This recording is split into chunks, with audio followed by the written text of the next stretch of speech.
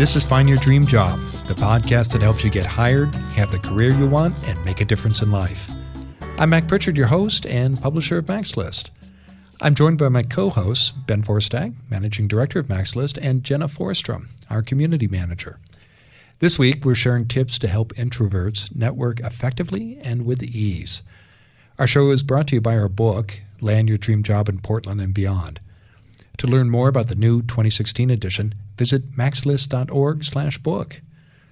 Are you an introvert? If so, you may struggle with making connections at conferences, mixers, and other networking events. You might find yourself uncertain about how to join a conversation or what to say when you do chat with others. This week, we're talking about how introverts can network. Our tips, though, can be used by anybody. I interviewed Trina Isakson. She gives her best advice for how introverts can make the most of a conference or any networking event. Ben Forstag shares the work of Beth Bulow, the introvert entrepreneur, and Jenna Forstrom answers a listener question. Before we turn to those topics, however, let's check in with the Mac's List team. And Ben, Jenna, tell our listeners, have you all been comfortable with networking most of your career? Yes. Never As the an extrovert. awkward moment. No. Well, I love creating awkward moments for other people. But from a networking point of view, I think we've done the Strength Finders test, and I've done it in previous roles, and I always get includer. Like, I just want people to come in and feel welcomed. And so even when I'm throwing, birthday parties at my house, I'm like, hey, Mac and Ben, you guys have things in common. Let me tell you the 3 things you have in common. And then like a social butterfly, fly away. And then I kind of just softball pitch everyone an opportunity to make new friends. And that's really important to me. So I think I'm a natural networker, if that's okay to say out loud. I think it is. And for the benefit of our listeners, the 3 of us were at Podcast Movement last week. And it was the first conference we'd attended together as a team.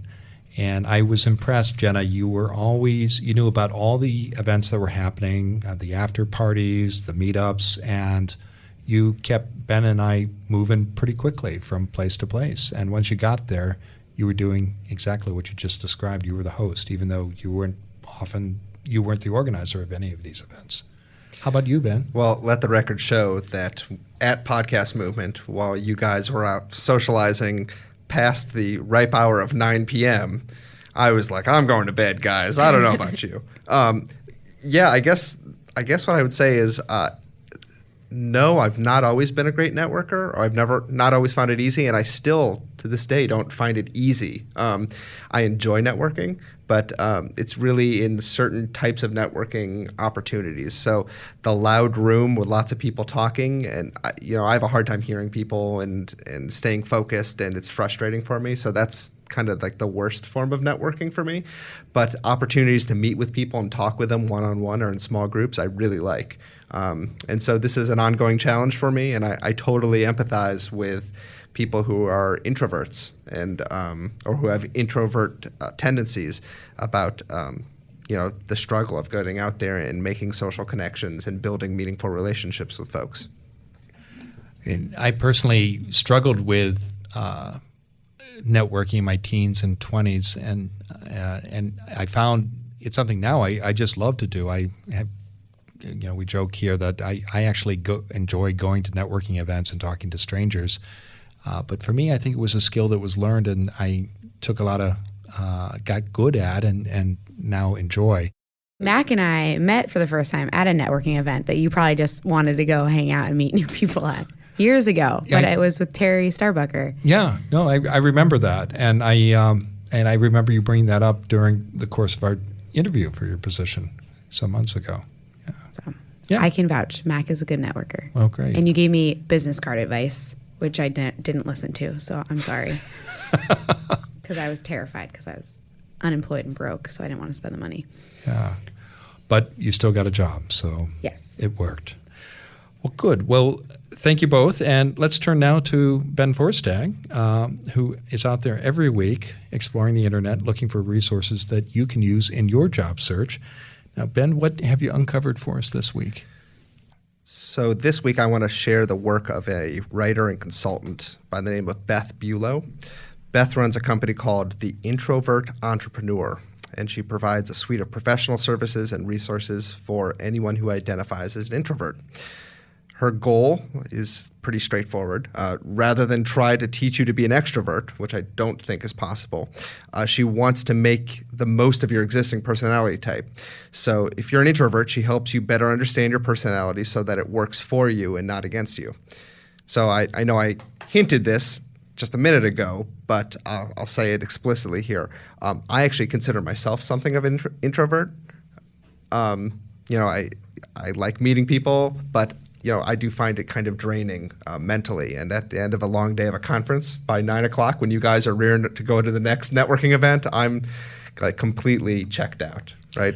And I know we'll talk more about this with Trina later in the show, but the key thing here is introversion is a personality style, and it's just a way of managing energy. And it doesn't mean you can't have a lot of professional success at conferences or in networking, but we'll talk more about that later. Yeah, and I think Beth, one of her strong suits here is that she says that this is not an excuse to not do a lot of the things that you need to be doing, either as an entrepreneur or as a job seeker. You just approach it in a different way. And I've seen Beth speak at several conferences, and I thought she was really engaging because of this, right? She's really genuine in the conferences when I've seen her there. And again, I like that she's not trying to force you to be something that you're not. It's not about overcoming your introversion. It's about finding ways to make your introversion work to your advantage. She writes a really interesting blog on her website, which is theintrovertentrepreneur.com. And her long-running podcast, also called The Introvert Entrepreneur, has been ranked one of the top 10 business podcasts. It's a great show, and you can download it on iTunes or on her website. So as you can guess from the title, Beth's content is primarily geared towards people who are interested in running their own business. However, almost all of her advice would be applicable to any introvert, and especially those looking for work. So were there some tips you saw on her website or perhaps heard in a podcast episode that you'd like to share with our listeners? Well, she talks a lot about how to network and build relationships, things that are really foundational to any job search. I actually heard her give a presentation on networking for introverts, and one of the things tips she gave was, again, try to network on your own terms, right? If you're not comfortable in that loud, crowded room, seek out opportunities that are the opposite of that, whether it's in a quiet coffee shop or a library or somewhere else. Schedule one-on-one meetings with people. You have the opportunity to make networking what you want it to be and to build that relationship around your personality type. Okay. Well, terrific. Well, thank you, Ben. If you have a suggestion for Ben, please write him, and we might share your idea on the show. Ben's address is ben@maxlist.org. Now it's time to hear from you, our listeners. Jenna Forstrom, our community manager, joins us to answer one of your questions. Jenna, what's in the Max List mailbag this week? Today's question comes from Jonathan Chambers. He asks, how do I set myself apart from college grads when I have 7 years of experience running a successful company, but no paper degree yet? Jonathan, my suggestion to you would be to just go and lead your resume, lead your cover letter, lead your LinkedIn connection requests with how great you are at building a business. So, because I think owning a business and running a successful company for 7 years is something that any corporation, especially a creative one, would value so much more than going to school. And so just lead with that. Don't even mention that you don't have a degree. Just kind of act like you didn't see it as a recommendation, and just ask for informationals, ask for jobs, ask for connections and opportunities. Because I think if you can, I'm thinking back to when Susan Rich came and spoke about headlines. Like, I think if I was a hiring manager and I saw something like ran a successful business, grew it to, X millions of dollars or X hundreds of thousands of dollars, opened 3 stores, like those are all things and skill sets that we as hiring managers are super interested in. And so that's something you can start at. I think once you hit like 5 years of experience, like no one asks what college you went to, what your degree was, what your GPA was, what your extracurricular activities are. So if you just kind of don't lie and say you went to school, but just don't mention it as your opening lines or anything like that. And if you are actively pursuing a degree, definitely mention that, maybe third or fourth bullet point. Mac, Ben, do you guys have any suggestions? Well, I think it's funny because this is kind of the inverse of a question we also hear a lot, which is, I graduated from college with a great school, with a great GPA, but don't have any experience and no one is interested in me. So it's just interesting to see that like job seekers are having similar problems on different sides of the spectrum. I think you're right, Jenna, that I think most employers care about your accomplishments. And if you successfully ran a business, then that's one big accomplishment that you could hang your hat on. And I would just focus all on that. And again, if you have to be honest, if they really say that a college degree is like an absolute must, then that's probably not the job for you. But I know a lot of job descriptions will say, the requirements are a BA and this, that, and the other thing, or equivalent experience. And I would just focus on that equivalent experience. Because at the end of the day, that's probably the most important thing for the employer. And I think for both of those groups of job applicants, whether it's a new college graduate or somebody who's been in the market for 7 years, as Ben says, describing your accomplishments that can make all the difference and can make you stand out. The one rule you need to follow here, and you brought this up already, Jenna, is never lie about your educational credentials, because employers will check and it'll come back to bite you. So be clear about what you offer and what your accomplishments have been, and that will be your most competitive position. Thanks.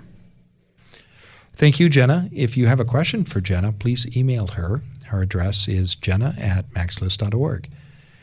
These segments are sponsored by the 2016 edition of Land Your Dream Job in Portland and beyond. We've made our book even better with this new edition. We've added new content, and we now offer it in the formats that you want. For the first time ever, you can read Land Your Dream Job in Portland and beyond as a paperback. Or you can download it onto your Kindle, your Nook, or your iPad. Whatever the format, our book gives you the tools and tips you need to get meaningful work that you can love, work that makes a difference. For more information, visit maxlist.org/book. Now let's turn to this week's guest expert, Trina Isakson.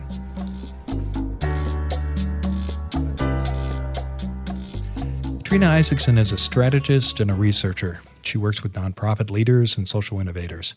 She's the founder and principal thinker at 27 Shift, and her clients include government, higher education, and national nonprofit organizations.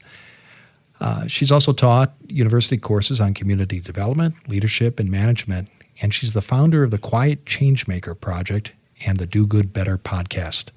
She joins us today from Vancouver in British Columbia, Canada. Trina, thanks for being on the show. Thanks for having me, Mac. Yeah, it's a pleasure to have you. So let's start with the basics, Trina. What is an introvert?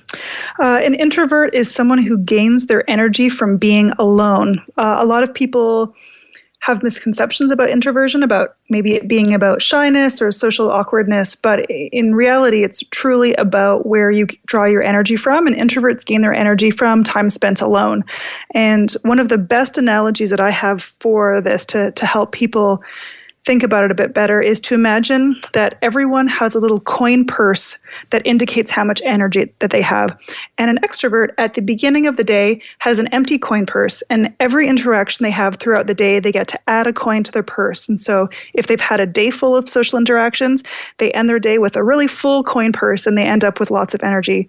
An introvert, however, might start their day off with a full coin purse because they've had a night of hopefully good sleep. They wake up, and every social interaction that they have throughout the day, one coin gets removed from their coin purse. And so if they've had a day full of social interaction, they end the day maybe a little bit depleted and with less energy, and they need some time alone to recharge that energy. So again, introversion is all about where people draw their energy from. Introverts in particular draw their energy from time spent alone. Now, there's an idea out there that introverts can't be successful at networking or public events. Tell us why that's not so. Yeah, it's an interesting misconception. Again, I think it relates to how people identify introversion as being something connected to shyness. And what's really the case is that extroverts also have trouble with public speaking. So the ability to be social, to speak in public, to build relationships with others is not a challenge that's unique to introverts or extroverts. It's something that some people find easier than others. But what's most important is for people to find ways that work for them. And those ways might look different for introverts than it does for extroverts. And so it's important to understand yourself so that when you do try to, speak in public or build your network, that you're doing it in a way that doesn't exhaust you, that doesn't bring you down, and that really adds value to what you're trying to do. But the bottom line here is if you are an introvert, public speaking or networking or connecting with others, it's a skill that you can master. Yeah, absolutely. And I think that when introverts in particular imagine the worst possible case scenarios, which are maybe networking events where you see 100 people and you don't really know each other and everyone's just trying to meet as many people as they can, exchange as many business cards as they can, that's not really networking. That is not building a network. That's just email spam in the human form. And so it's really important when people to think about networking or building networks that they are approaching it in a way that leads to meaningful relationships that add value to, the person's career or the idea or the social good initiative that they're trying to move forward. That's what's important. The human spam is not the networking that we're trying to achieve. And really no one should be trying to achieve. Well, one of the most important things you can do either to manage your career or if you're looking for your next job is to go to a professional conference. Now, how should introverts approach a conference like that? What can make them be successful, particularly at large events? Yeah, that's a good question. There's a professional conference that I go to called the Association of Nonprofit and Social Economy Research.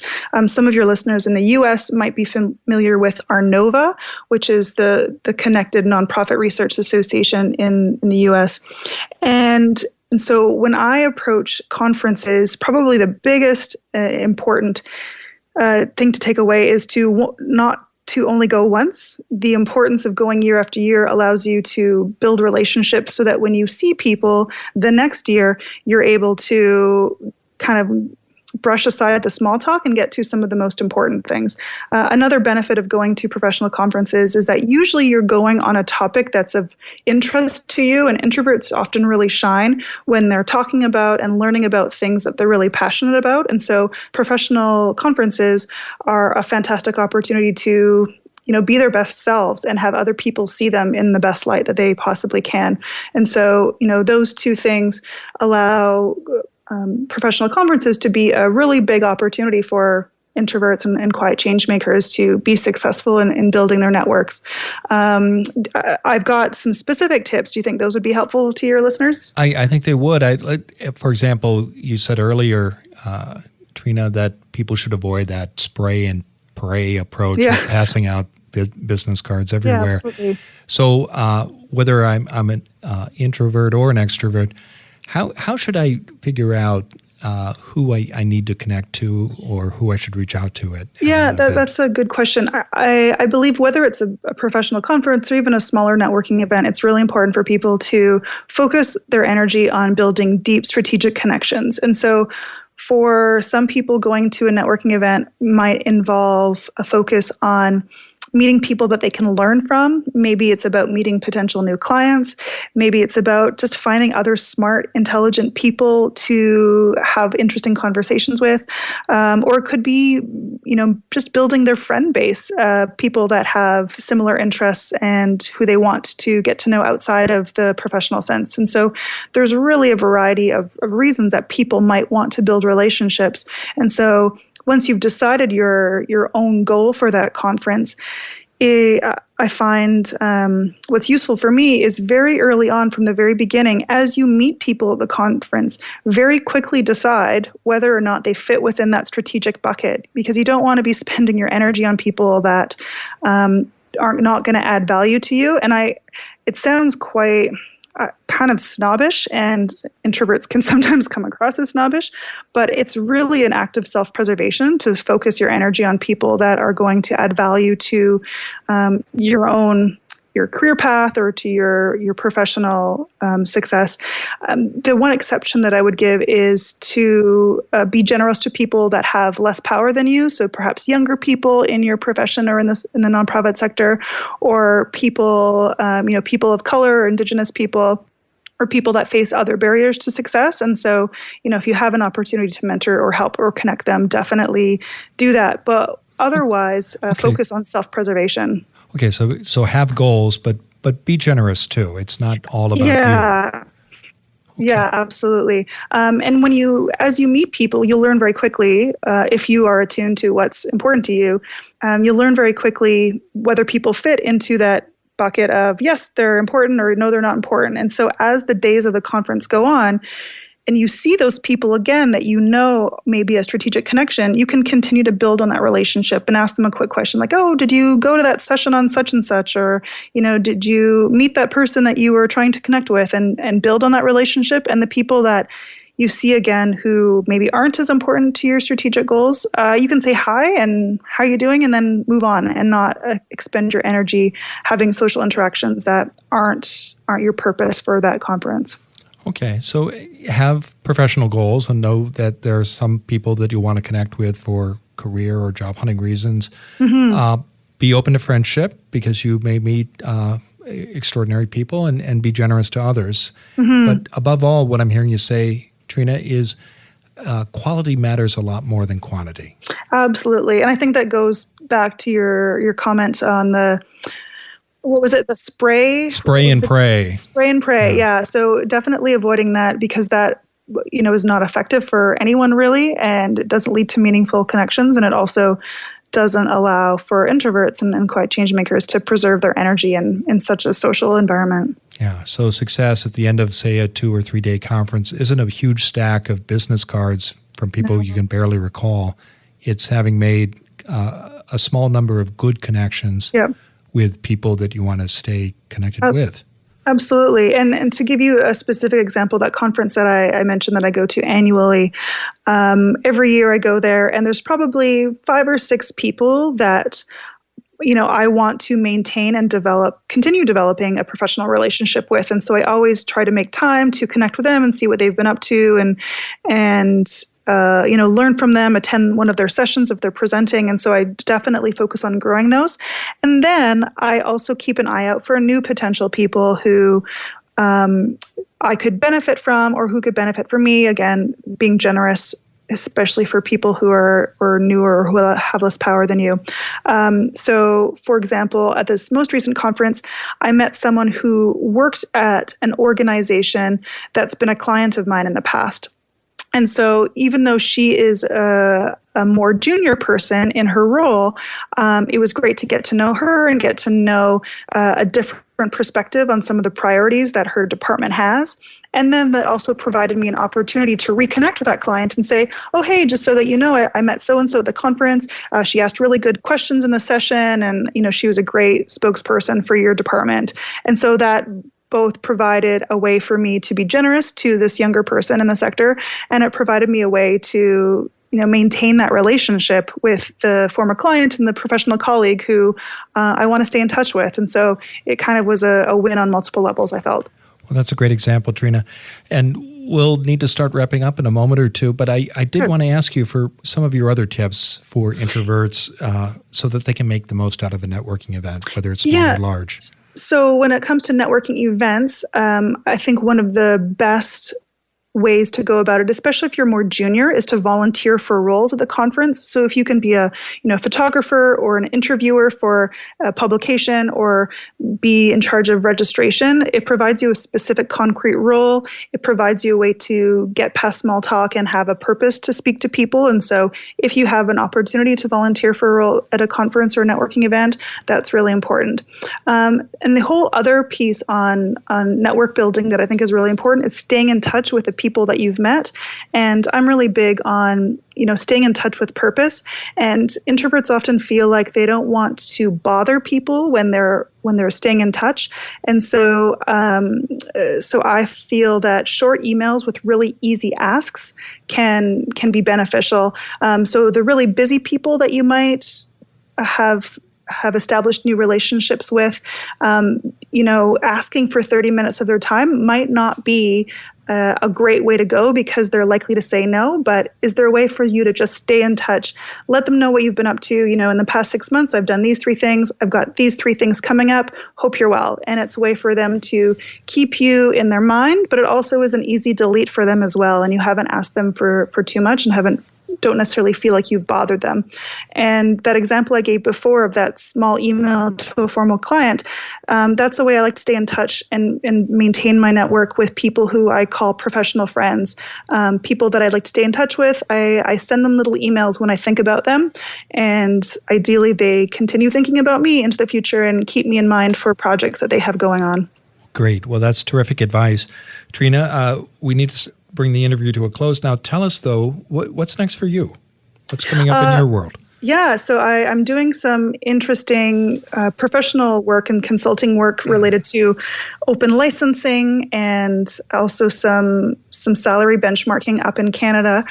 But one of my passion projects is a Quiet Changemaker project. So this is a blog that I have, but also a closed Facebook group that people are welcome to join. If they search for Quiet Changemaker Project Group, they can find it online, and I can approve you. And it's a place for introverted and quiet people who are doing social good things. So maybe working in the nonprofit sector or in politics or in public service, and who are wondering how they can better move forward their career or even the ideas that they have in a world that maybe isn't super friendly to introverts when we feel like we aren't heard very well. So it's a place for us to share advice and support each other and ask questions. So I welcome people to join me there. Okay. Well, we'll be sure to include a link to the Facebook group in the show notes. And I know people can also find you at your website, which is trinaisakson.com. And you are the host of a podcast called Do Good Better.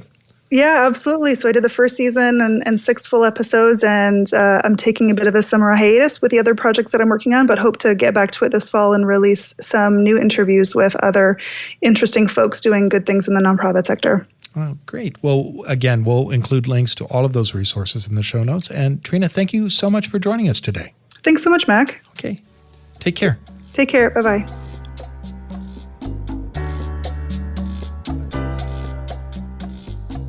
We're back in the Max List studio with Jenna and Ben. Now, tell me, you two, what did you think of the conversation with Trina?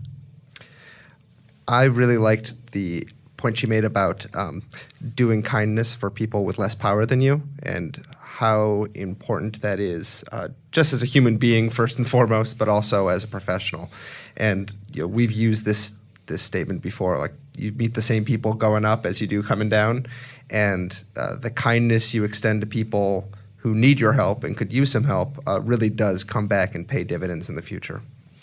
Yeah, I think that just because you have a strategy, a plan, and goals for an event or your involvement in an organization doesn't mean that you can't also be generous to others and help others. And again, we've talked about this in previous shows.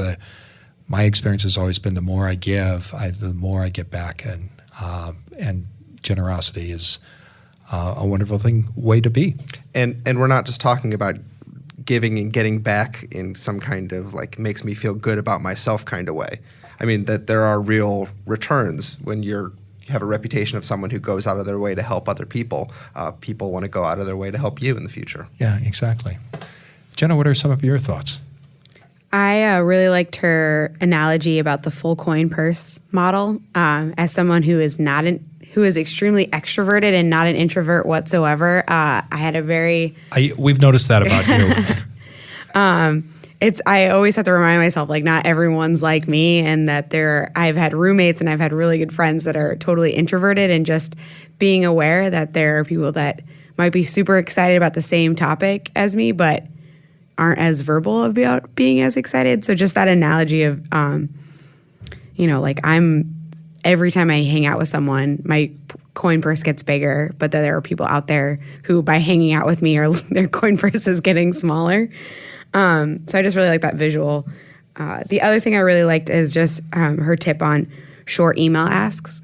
And I think that's true for introverts or extroverts. If you're reaching out to an influencer who's probably crazy busy and has a huge network, they're probably getting a ton of asks. And so just being short and concise and to the point and providing a little bit about yourself in the first email rather than a huge ask right away. So I think that was a great tip that she had to share. Well, thank you, Jenna, and thank you, Ben, and you, our listeners, for joining us for today's episode of Find Your Dream Job. If you like what you hear, please sign up for our free weekly newsletter. In each issue, we give you the key points of that week's show. We also include links to all the resources mentioned, and you get a transcript of the full episode. If you subscribe to the newsletter now, we'll send you our job seeker checklist. In one easy-to-use file, we show you all the steps you need to follow to find a great job. Get your free newsletter and checklist today. Go to maxlist.org/podcast. Join us next Wednesday for more tools and tips you can use to get the job you want. Our special guest next week is Scott Barlow. He and I will talk about what you can do to find a job you love instead of settling for just a paycheck. Until next time, thanks for letting us help you find your dream job.